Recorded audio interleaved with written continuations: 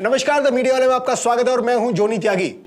जब से मैंने जन्म लिया है तब से लेकर आज तक उत्तर प्रदेश का यह इतिहास रहा है कि आज तक वहां कोई भी सरकार रिपीट नहीं हुई है।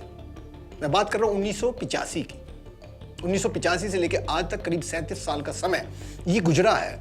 इसमें कभी भी उत्तर प्रदेश के अंदर कोई भी पार्टी की सरकार रिपीट नहीं हुई है। लेकिन इस बार अगर देखें जो तमाम न्यूज चैनल्स आज एग्जिट पोल दिखा रहे हैं, उसके हिसाब से अगर देखा जाए तो उत्तर प्रदेश में भारतीय जनता पार्टी की सरकार रिपीट होने वाली है।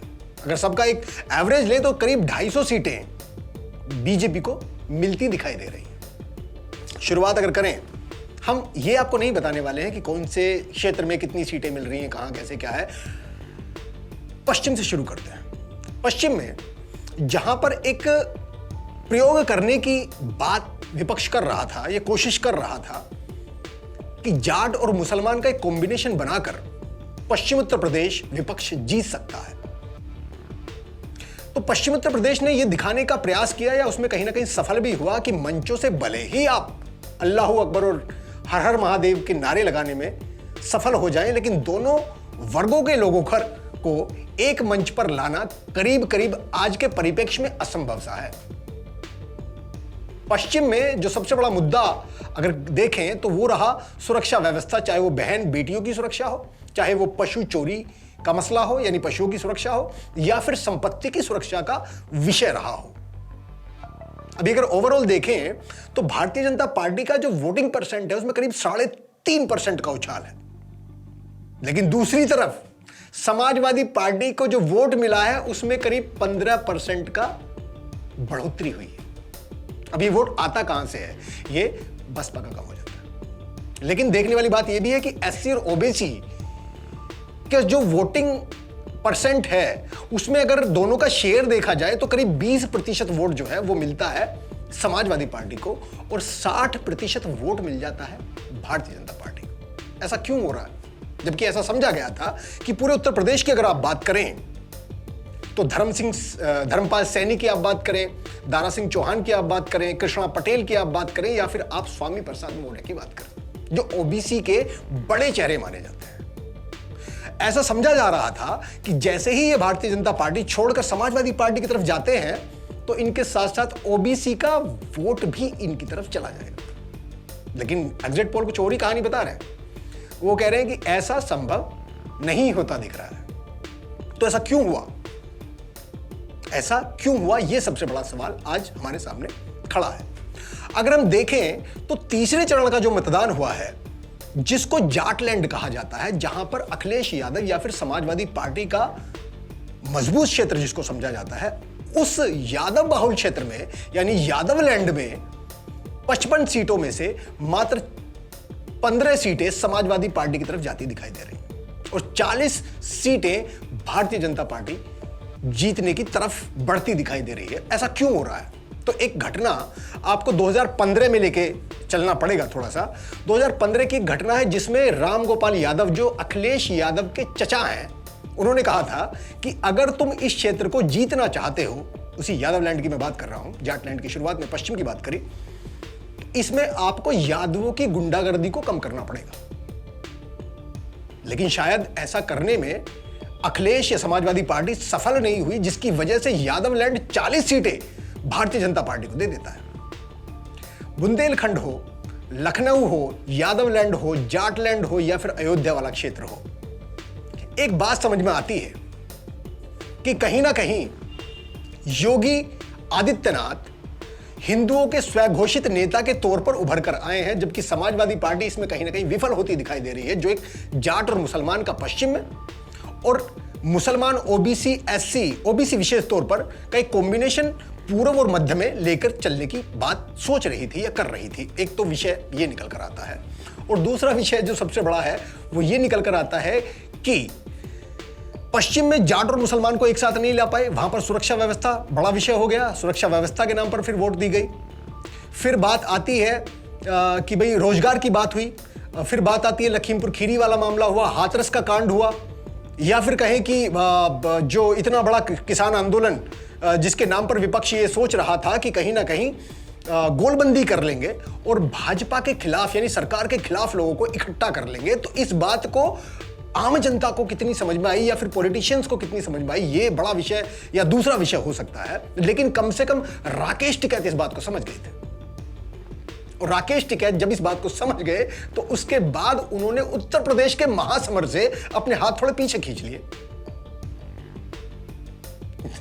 और बाद में जो है कहीं ना कहीं छोटी मोटी चीजें, छोटे छोटे बयान देते रहते हैं मीडिया में बने रहने के लिए, छोटे छोटे मसाला चटपटा कुछ देते रहते हैं जिससे कि मीडिया में बने रहें, लोग उन्हें भूले ना। लेकिन अब उस चटपटे जो स्वाद देते हैं राकेश टिकैत, उसमें मीडिया को थोड़ा बहुत मजा आता होगा, लेकिन पब्लिक को उसमें स्वाद कहीं ना कहीं गायब होता दिख रहा है।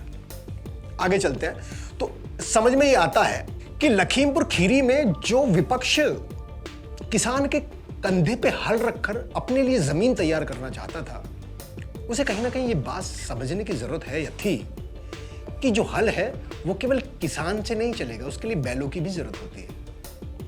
लेकिन बैल कहीं ना कहीं भारतीय जनता पार्टी के पक्ष में या फिर कहें कि भारतीय जनता पार्टी के साथ है, इस बात में एग्जिट पोल को देखते हुए कोई दिक्कत नहीं है ये समझने में या फिर इस सच्चाई को जानने के लिए।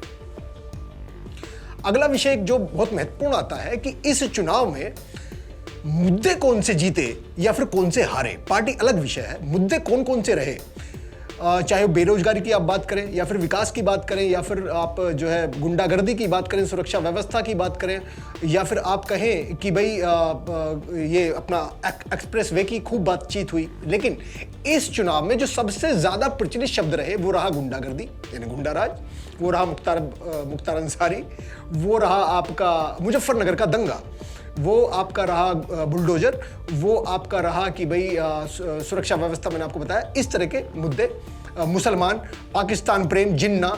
और अखिलेश यादव ने जो कुछ चीजें अगर कहें कि खुले मंच से पुलिस वालों को धमकाना या फिर मुस्लिम प्रेम जो अखिलेश यादव का उसके उनके भाषणों में दिखता है, वो इन चुनावों में कहीं ना कहीं मुद्दा रहा। और भारतीय जनता पार्टी जिस ग्राउंड पे खेलती है उस ग्राउंड पे कहीं ना कहीं वो खेलने में अगर एग्जिट पोल सही साबित होते तो सफल होती दिखाई दे रही है। क्योंकि भारतीय जनता पार्टी के नेता जब देश के गृह मंत्री अपने चुनाव प्रचार की शुरुआत उत्तर प्रदेश में करते हैं तो उनका सबसे पहला जो क्षेत्र होता है वो कैराना होता है, जहां पर लोगों को निकलने का यानी पलायन का मुद्दा सबसे बड़ा था। एक विषय।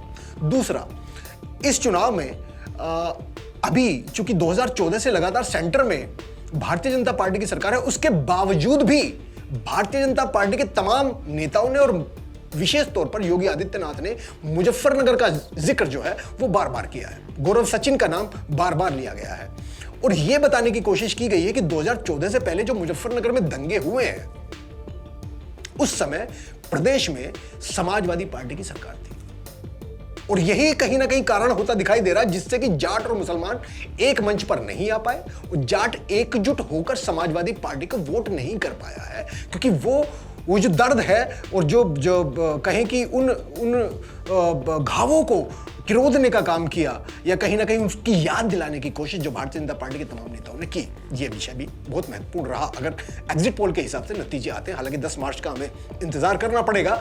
और एक जो बात है अभी जो रिसेंट कहीं से आ गया कि भाई यूक्रेन और रूस आपस में लड़ पड़ते हैं, उसके बाद वहां से रेस्क्यू करने की बात आती है, जो छात्र हमारे वहां रहते हैं हमारे देश के, तो भारतीय जनता पार्टी की केंद्र की सरकार ने उसको बहुत ज्यादा महत्व दिया और अपने करीब 4 मंत्री उसमें लगा दिए और बाकी मंत्री यहां पर एयरपोर्ट पे खड़े हैं, गुलाब दे रहे हैं। रेस्क्यू पहले भी किए गए हैं, लेकिन गुलाब देने की जो परंपरा है ये इससे पहले कभी नहीं देखी गई। तो भारतीय जनता पार्टी का जो थिंक टैंक है वो इस बात को बहुत बेहतर तरीके से कहीं ना कहीं समझ रहा था कि इसका फायदा भी उनको 5 राज्यों में होने वाले चुनाव में कहीं ना कहीं हो सकता है फायदा। उत्तर प्रदेश की मैं बात कर रहा हूं केवल, बाकी राज्यों पे नहीं जाऊंगा।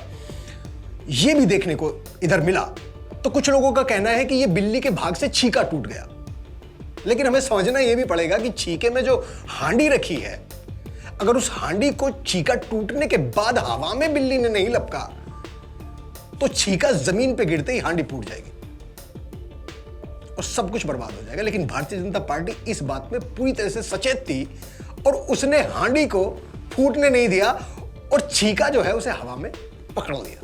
यानी जो रेस्क्यू करके बच्चे आए, हालांकि कई सारी वीडियोस सोशल मीडिया पे चलती हैं, सब अपने अपने तरीके से उस चीज को देखते हैं, लेकिन हाँ, भारतीय जनता पार्टी को कहीं ना कहीं इसका उत्तर प्रदेश के चुनाव में फायदा होता दिख रहा है एग्जिट पोल के हिसाब से। यह भी विषय रहा। लखीमपुर खीरी की बात हम कर रहे थे कि वहां पर गृह राज्य मंत्री का बेटा किसानों को कुचल देता है, ऐसा आरोप लगता है। उसके बाद भी अगर एग्जिट पोल पे जाएं तो नतीजे जो हैं वो भारतीय जनता पार्टी के पक्ष में जा रहे हैं। तो ऐसा क्यों है? उसका रीजन है कि जो जनता है, जो वोटर है, वो किसी भी सूरत में ऐਵੇਂ ही परिवर्तन नहीं चाहता।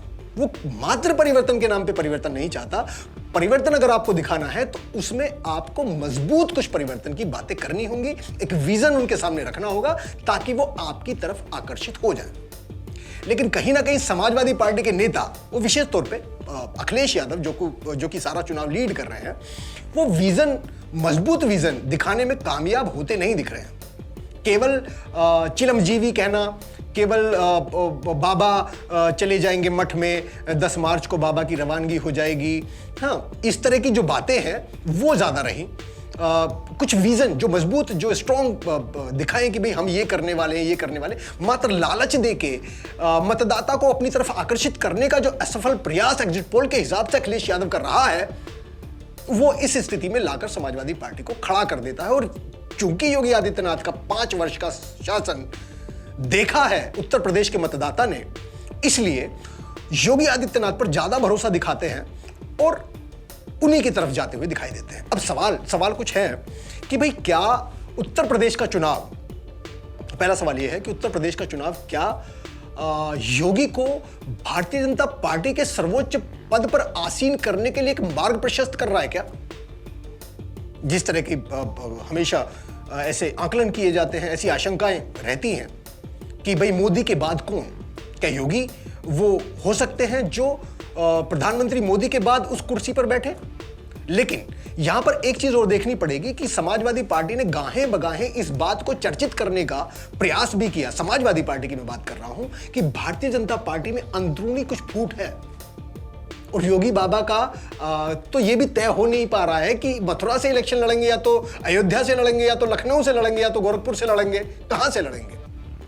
अखिलेश यादव और समाजवादी पार्टी के कार्यकर्ताओं ने इस बात को सोशल मीडिया में पूरी तरीके से जोर से कहा। लेकिन जैसे ही भारतीय जनता पार्टी चुनावी मूड में आती है तो उसके बाद ऐसा कहीं भी दिखाई नहीं देता और एकजुट कहीं ना कहीं पार्टी दिखाई देती है, जैसे ही अमित शाह अपने हाथ में बागडोर ले लेते हैं उत्तर प्रदेश के चुनाव की और कैराना से शुरुआत कर देते हैं। तो जो पॉइंट्स रहे कि भाई विजन, मजबूत विजन अखिलेश यादव नहीं दिखा पाए। सुरक्षा व्यवस्था सबसे बड़ा विषय रहा। गुंडागर्दी बिल्कुल भी उत्तर प्रदेश की जो जनता है वो नहीं चाहती है। और एक पुरानी कहावत है कि आदमी भूखा रह सकता है लेकिन वो रिस्पेक्ट के साथ, आदर के साथ, सम्मान के साथ जीना चाहता है। तो जो बेरोजगारी को आरोप लगे, जो खेतों में गायों को की फसल चट करने के आरोप लगते हैं, या फिर आप कहें कि महंगाई की बात होती है, तेल महंगा हो गया तो दालें महंगी हो गई, तो ये महंगा हो गया, वो महंगा हो गया, वो चीजें भी कहीं ना कहीं मतदाता झेलने के लिए तैयार है अगर उसकी संपत्ति, उसकी बहन, उसकी बेटी की इज्जत सुरक्षित है, उसकी संपत्ति सुरक्षित है। यानी सुरक्षा व्यवस्था का जो मुद्दा है, जिससे बीजेपी ने जोर शोर से खूब उछाला भी है और बुलडोजर का नाम बार बार अपनी सभाओं में योगी आदित्यनाथ हमेशा लेते रहे हैं। और एक बार तो एक वीडियो आई थी कि हेलीकॉप्टर से ही दिखा रहे हैं कि देखो मेरी सभाओं में बुलडोजर खड़े हैं और बड़े गर्व से उस बात को बता रहे हैं। तो वो कहीं ना कहीं मतदाता को प्रभावित करता है कि हाँ, ये आदमी जो कह रहा है उसे करता है, 5 साल में इसने करके दिखाया है और आगे कानून व्यवस्था, सुरक्षा व्यवस्था बेहतर होने वाली है। हालांकि हमको सबको 10 मार्च का इंतजार करना चाहिए। एग्जिट पोल पहले कई राज्यों में, करीब 4 राज्यों में फेल भी हो चुके हैं, उसके हिसाब से नतीजे नहीं आते हैं। लेकिन चूंकि सारे जो न्यूज चैनल्स और तमाम जितनी भी संस्थाएं ऐसी हैं जो एग्जिट पोल दिखाती हैं, उन सब के हिसाब से ये बात कहीं ना कहीं तय समझी जा रही है कि इस बार उत्तर प्रदेश में 1985 के बाद पहली बार सरकार रिपीट होने वाली है। बहुत बहुत धन्यवाद।